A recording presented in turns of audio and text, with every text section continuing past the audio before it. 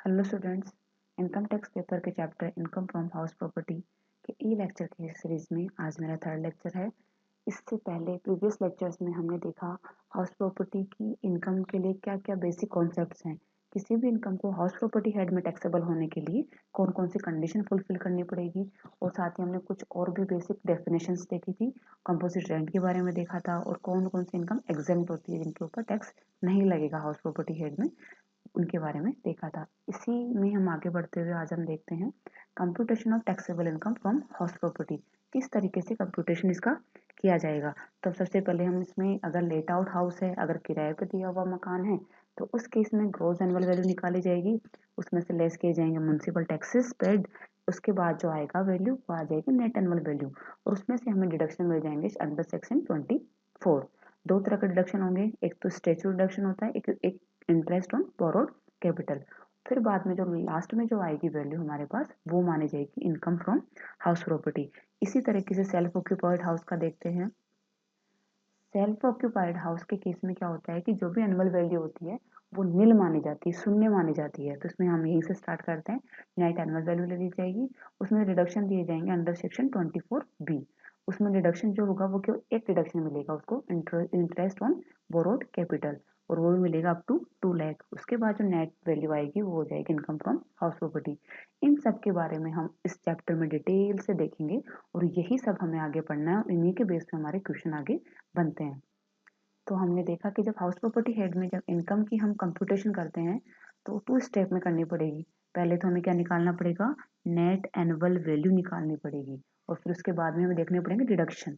Deduction कौन कौन से कितने तक कहाँ तक मिलते हैं वो सब हम देखेंगे। उसके बाद जो आएगा वो हमारी इनकम फ्रॉम हाउस प्रॉपर्टी मान ली जाएगी, वो टैक्सेबल हो जाएगी। इन सब के बारे में हम आगे देखते हैं। तो पहले स्टार्ट करते हैं determination of annual value. Annual value किस तरीके से उसका निर्धारण किया जाएगा, वार्षिक मूल्य का निर्धारण। ये बताया गया है इनकम टैक्स एक्ट 1961 के सेक्शन 23 बताता है कि किस तरीके से हम किसी भी हाउस प्रॉपर्टी की एनुअल वैल्यू को डिसाइड करेंगे। इसमें 2 सिचुएशन हो सकती हैं। या तो क्या हो सकता है, खुद वो जो उसके पास हाउस प्रॉपर्टी है करदाता के पास, एसएससी के पास, वो स्वयं के निवास के लिए यूज ले सकता है या फिर उसको किराए पे दे सकता है। तो हमारे पास 2 सिचुएशन आ जाएंगी। Annual value of self occupied house property, स्वयं के निवास में प्रयुक्त मकान का वार्षिक मूल्य किस तरीके से निर्धारित किया जाएगा। और एक आएगा annual value of let out house property, अगर उसने लेट आउट किया है, किराए पे दिया है, तो किराए पे उठाई गई मकान संपत्ति का वार्षिक मूल्य किस तरीके से किया जाएगा। ये सब बताया गया है सेक्शन 23 में। तो हम पहले स्टार्ट करते हैं annual value of self occupied house property. तो देखते हैं किस तरीके से सेल्फ ऑक्यूपाइड हाउस प्रॉपर्टी के एनुअल वैल्यू को डिसाइड किया जाता है। इन जनरल हम देखें तो ये लो इनकम टैक्स एक्ट 1961 ये कहता है अगर आप किसी भी हाउस को खुद के रहने के लिए यूज कर रहे हो तो उसकी एनुअल वैल्यू नील मानी जाएगी। नील मानी जाएगी तो हम यहाँ दिखाएंगे क्यों, इस हेड में आके इसको दिखाएंगे क्यों, इस कारण दिखाएंगे अगर हमने उसके ऊपर कोई लोन ले रखा है, कंस्ट्रक्शन के ऊपर जो हाउस लोन लिया जाता है वो ले रखा है, तो उस लोन के ऊपर जो भी इंटरेस्ट पे किया जाता है उसका डिडक्शन हमें इसी हेड में मिलता है। तो उस केस में क्या होगा, पहले तो हम सेल्फ ऑक्यूपाइड हाउस की एनुअल वैल्यू नील दिखाई जाएगी, और उसमें से हमें डिडक्शन मिल जाएगा जो भी हमने इंटरेस्ट दिया है। इंटरेस्ट भी कहाँ तक मिलता है, अप टू 2 लाख। इसके बारे में भी आगे डिटेल में हम आगे डिस्कस कर लेंगे। तो अब सेल्फ ऑक्यूपाइड हाउस के केस में भी कुछ सिचुएशन हो सकती हैं, जैसे कि क्या नाम पूरे टाइम वो उस घर में रहा। ऐसे भी हो सकता है कि कुछ टाइम के लिए वो बाहर चला गया, कुछ टाइम के लिए रहा, एक पोर्शन किराए पर दे रखा है, एक नहीं दे रखा है, और एक ही बिल्डिंग में 3-4 यूनिट है। ऐसे केसेस हम आगे डिस्कस करते हैं। तो सबसे पहले आता है house is self occupied through out the year. अगर वो घर जो हाउस प्रॉपर्टी है, मकान है, वो पूरे गत वर्ष में, हम यहाँ जो बात करेंगे पूरे प्रीवियस ईयर की बात करेंगे, क्योंकि जब भी हम टैक्स की कैलकुलेशन करते हैं तो प्रीवियस ईयर की इनकम के ऊपर करते हैं, असेसमेंट ईयर में करते हैं। ये हमने पहले भी बहुत अच्छे से डिटेल में बताया आपको। तो गत वर्ष में जो मकान था वो स्वयं के निवास के अंदर प्रयुक्त हुआ हो। अब इसमें बात आता है सेल्फ ऑक्यूपाइड में कौन किस किस के द्वारा यूज होना चाहिए। वो खुद के रहने के लिए काम में ले रहा हो, उसके स्पाउस रह सकते हैं, स्पाउस के रहने के काम में आ रहा हो, उसके माइनर चाइल्ड के केस में, और डिपेंडेंट पेरेंट्स, डिपेंडेंट अगर ब्रदर सिस्टर्स हैं उसके, तो उनके रहने के यूज में आ रहा हो तो सेल्फ ऑक्यूपाइड माना जाएगा। और अगर थ्रू आउट द ईयर, पूरे गत वर्ष में क्या हो रहा है, वो स्वयं के रहने के काम में आ रहा है, सेल्फ ऑक्यूपाइड ही हो रखा है, तो उस केस में उसकी एनुअल वैल्यू को नील माना जाएगा। ऐसे मकान का वार्षिक मूल्य शून्य होगा और उसकी एनुअल वैल्यू को शून्य माना जाएगा। ये तो हो गया हमारा पहला केस। इसमें कोई दिक्कत नहीं है क्योंकि through out the year self occupied था और हमारा लॉ भी यही कहता है अगर सेल्फ ऑक्यूपाइड हाउस है तो उसकी एनुअल वैल्यू को आप शून्य मानिए, तो हमने शून्य मान लेंगे। नेक्स्ट आता है when house is not occupied due to service और बिजनेस एल्सवेयर। हमारी सर्विस या बिजनेस कहीं और है, हमारा खुद का घर कहीं और है, तो उस सर्विस ट्रांसफर की वजह से हो सकता है, बिजनेस के कहीं टूर वगैरह पे गए तो उस केस की वजह से आप पूरे year through out the year उसको खुद के रहने के लिए यूज नहीं कर पाते हो, तो उस केस में क्या होगा, तो उस केस में भी क्या होगा, उसको सेल्फ ऑक्यूपाइड हाउस ही माना जाएगा और उसकी एनुअल वैल्यू शून्य ही ली जाएगी। लेकिन इसके लिए कुछ कंडीशंस हैं। जहां आप जा रहे हो कि कहीं जहां आपका घर था उस घर को छोड़कर कहीं आप कहीं और दूर जा रहे हो नौकरी के लिए या सर्विस के लिए फिर बिजनेस के लिए, तो जहां आप जा रहे हो वहां आपका खुद का मकान नहीं होना चाहिए, खुद के मकान में आप नहीं रहने चाहिए। वहां आप कहीं किराए पे कैसे भी रह रहे हो एंड खुद के घर में नहीं रह रहे हो, उस केस में क्या होगा, जो आपका सेल्फ ऑक्यूपाइड हाउस खाली तो पड़ा है, आप रहने के लिए भी काम में नहीं ले पा रहे हो, तो भी उसका एनुअल वैल्यू शून्य मानी जाएगी। और दूसरी कंडीशन है, वो जो आप स्वयं के रहने के लिए जो मकान यूज कर रहे थे वो अपने प्रॉफिट के लिए किसी और को ना दे दिया हो आपने, और थ्रू आउट द ईयर कहीं आपने किराए पे तो नहीं दे दिया हो, वो खाली ही रहना चाहिए। थोड़े टाइम आप रहे और फिर वो खाली ही रहना चाहिए, तभी आपको ये एनुअल वैल्यू नील का बेनिफिट मिलेगा, नहीं तो आपको इसका एस्टिमेट जो भी रेंट होगा वो कैलकुलेट करके टैक्सेबल टैक्स देना पड़ेगा।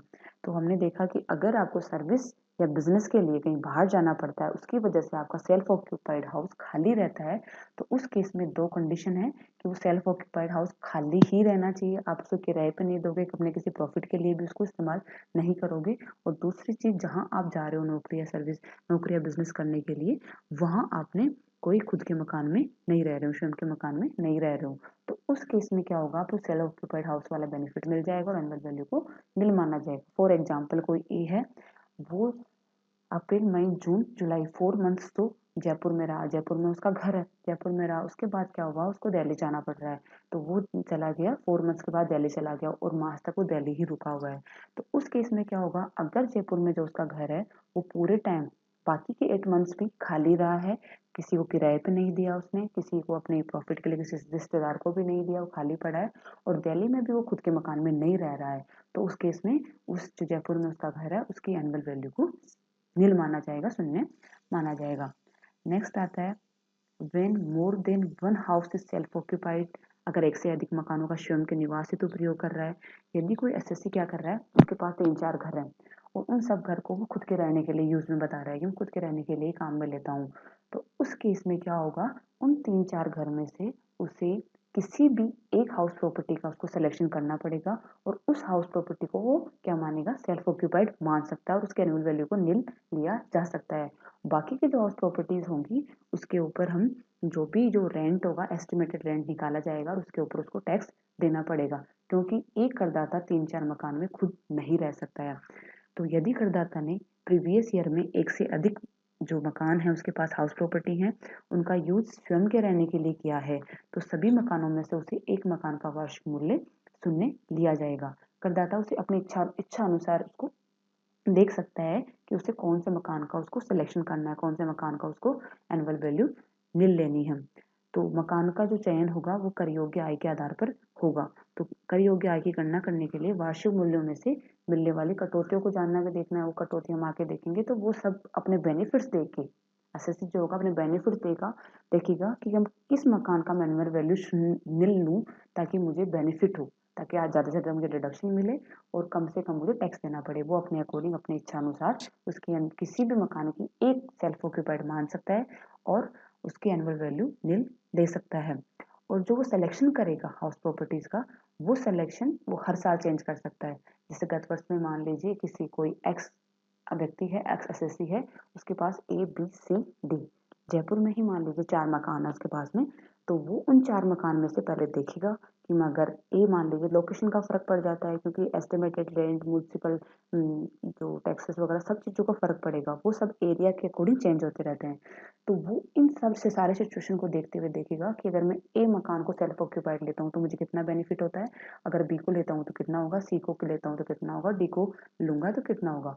वो सब कुछ कंपेरिजन करने के बाद में एक मकान को सेलेक्ट कर लेगा। मान लीजिए इस साल उसको लगा कि अगर मैं बी मकान को लेता हूँ जो कि मेरा प्रताप नगर में है, तो मैं उसको अगर सेल्फ ऑक्यूपाइड मानता हूँ तो मुझे टैक्स में बेनिफिट मिल जाएगा।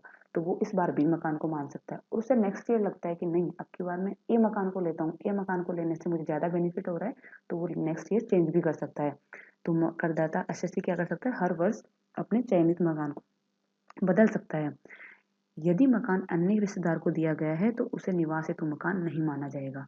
अगर उसने क्या हुआ, खुद तो नहीं रह रहा लेकिन अपने रिश्तेदार को दे दिया, अपने क्या नाम मेजर जो चाइल्ड है उसका बच्चा है उसको दे दिया, क्योंकि माइनर चाइल्ड को तो वो माना जाएगा कि सेल्फ ऑक्यूपाइड है, लेकिन जो वयस्क उसका पुत्र है उसको निवास हेतु दे दिया, अन्य किसी रिश्तेदार को दे दिया, तो उसको सेल्फ ऑक्यूपाइड नहीं माना जाएगा। उसे डीम टू लेट आउट मान लिया जाएगा कि किराए पे दे रखा है। यदि मकान में एक से अधिक आवासीय इकाइयां हों, अगर किसी उस घर में रेजिडेंशियल यूनिट है, एक बिल्डिंग है उसमें 3-4 अलग अलग रेजिडेंशियल यूनिट है, अब वो 3-4 रेजिडेंशियल यूनिट में नहीं रह सकता, वो यूज तो एक ही करेगा, लेकिन ऐसे केस में क्या होगा, उस मकान को एक ही हाउस प्रॉपर्टी माना जाता है। अगर वो किसी भी यूनिट में, एक यूनिट में भी रह रहा है तो उसको सेल्फ ऑक्यूपाइड मान लिया जाएगा और उस हाउस प्रॉपर्टी के एनुअल वैल्यू को नील मान लिया जाएगा। तो हमने देखा कि अगर किसी के पास एक से अधिक ज़्यादा हाउस प्रॉपर्टीज़ हैं तो उस केस में क्या होगा, सेल्फ ऑक्यूपाइड किसको माना जाएगा, वो उसकी इच्छा पर डिपेंड करता है। एसएससी अपनी इच्छा अनुसार किसी भी एक हाउस प्रॉपर्टी को सेलेक्ट कर सकता है और उस हाउस प्रॉपर्टी को सेल्फ ऑक्यूपाइड मान सकता है और उसके एनुअल वैल्यू को बिल ले सकता है। नेक्स्ट आता है when employer obtain house of employ to provide him without rent. अब इस केस में क्या हो रहा है, एम्प्लॉय क्या कर रहा है, अपने ही घर को किराए पर किसको दे रहा है, एम्प्लॉयर को, और एम्प्लॉयर क्या कर रहा है, उसको किराए, उसको विदाउट रेंट फ्री में एम्प्लॉय को दे रहा है रहने के लिए। मान लीजिए कोई एम्प्लॉयर है एक्स और एम्प्लॉय है वाई। अब वाई क्या कर रहा है, खुद का उसका घर है, खुद के ही घर को किराए पे दे दिया एम्प्लॉयर को किराए पे दिया, और एम्प्लॉयर कौन था, एक्स था। और फिर एम्प्लॉयर ने क्या किया, एक्स ने अपने एम्प्लॉय वाई को रहने के लिए दे दिया कि आप रहो। जैसे रहने की फैसिलिटीज दी जाती है कई कंपनीज में, कई जगह अपने जो भी कर्मचारी होते हैं उनको ऐसे कहते हैं फ्री में रहने के लिए घर दे दिया जाता है, वो केस यहाँ हो रहा है। लेकिन इस केस में क्या हो रहा है, एम्प्लॉयर एम्प्लॉय से ही रेंट पे ले रहा है। तो इस केस में वो जो जहाँ एम्प्लॉय रह रहा है वो घर एम्प्लॉय के लिए सेल्फ ऑक्यूपाइड नहीं माना जाएगा, वो रेंट पे दिया हुआ ही माना जाएगा, क्योंकि उसने रेंट पे दिया है एम्प्लॉयर को और उसको रेंट मिल रहा है, और वो एम्प्लॉयर के द्वारा दी गई एक फैसिलिटी है जिसके अकॉर्डिंग वो उस घर में रह रहा है, तो वो उसके खुद के रहने के लिए यूज उसका नहीं माना जाएगा। जो भी उसको रेंट मिल रहा है उस रेंट के ऊपर उसको टैक्स देना पड़ेगा, उसके एनुअल वैल्यू सुनने नहीं मानी जाएगी। और उसकी गणना कैसे की जाएगी, जैसे कि एक लेट आउट हाउस प्रॉपर्टी उसी तरीके से उसकी गणना भी की जाएगी। लास्ट आता है when house is let out for one part of the year and it is self occupied for another part of the year. तो अगर क्या कर रहा है वो, अगर किसी हाउस में क्या कर रहा है, कुछ टाइम के लिए तो वो खुद रह रहा है और कुछ टाइम के लिए उसने किसी को दे दिया, 4 मंथ्स के लिए तो खुद रहा और 4 मंथ्स के बाद में उसने किराए पे दे दिया। तो ऐसे हाउस के केस में एनुअल वैल्यू नील नहीं ली जाएगी और उसको ऐसे ही ट्रीट किया जाएगा जैसे कि किराए पे दिया गया है। लेकिन जितने टाइम पीरियड वो रहा है उस घर में, उस टाइम पीरियड की रेंट कैलकुलेट नहीं की जाएगी। बाकी के जैसे मान लीजिए कोई भी है, वो शुरू के 4 मंथ्स खुद रहा है घर में, अप्रैल मई जून जुलाई 4 मंथ्स वो खुद घर में रहा, जुलाई के बाद वो कहीं चला गया तो जुलाई के बाद अगस्त से मार्च तक उसने रेंट पे दे दिया, तो उस केस में अगस्त से मार्च तक का रेंट कैलकुलेट किया जाएगा और उस रेंट के ऊपर उसको टैक्स देना पड़ेगा। यहाँ एनुअल वैल्यू को नील नहीं लिया जा सकता है। तो हमने अभी देखा कि अगर हम हाउस प्रॉपर्टी हेड में इनकम इनकम की गणना करने जाते हैं तो हम देखते हैं कि दो सिचुएशन हो सकती है। जो भी हाउस प्रॉपर्टी है, या तो उसने खुद के रहने के लिए काम में ले रही हो, सेल्फ ऑक्यूपाइड का केस भी हो सकता है, या फिर उसने किराए पे दे रखा हो। किराए पे दे रखा हो तो उस केस की डिटेल में हम आगे के लेक्चर्स में देखेंगे। तो सबसे पहले हमने बात करी है सेल्फ ऑक्यूपाइड हाउस की। तो सेल्फ ऑक्यूपाइड हाउस के केस में सबसे बड़ा बेनिफिट है कि इसमें एनुअल वैल्यू को नील माना जाता है और इसमें एनुअल वैल्यू को नील दिखा के उसमें से उसको डिडक्शन मिल जाते हैं, जो कि उसने इंटरेस्ट जो लोन लिया है उस हाउस के ऊपर, वो उसके ऊपर जो कोई इंटरेस्ट पे किया है उस इंटरेस्ट का उसको डिडक्शन मिल जाता है। तो उससे क्या होगा, उसकी इनकम क्या होगी, नेगेटिव आ जाएगी और उसको आगे टैक्स में बेनिफिट मिल जाएगा। तो सेल्फ ऑक्यूपाइड हाउस में हमने देखा कि काफ़ी सिचुएशन हो सकती हैं कि अगर वो खुद रहा है पूरे टाइम सेल्फ ऑक्यूपाइड हाउस तो कोई दिक्कत है ही नहीं, उसकी रेंट वैल्यू नील मान ली जाएगी। और अगर उसने किसी और थोड़े टाइम रहा फिर बाहर चला गया किसी बिजनेस या सर्विस की वजह से, तो भी उसकी एनुअल वैल्यू नील मान ली जाएगी जब तक कि उसने किराए पर न दिया हो उसको।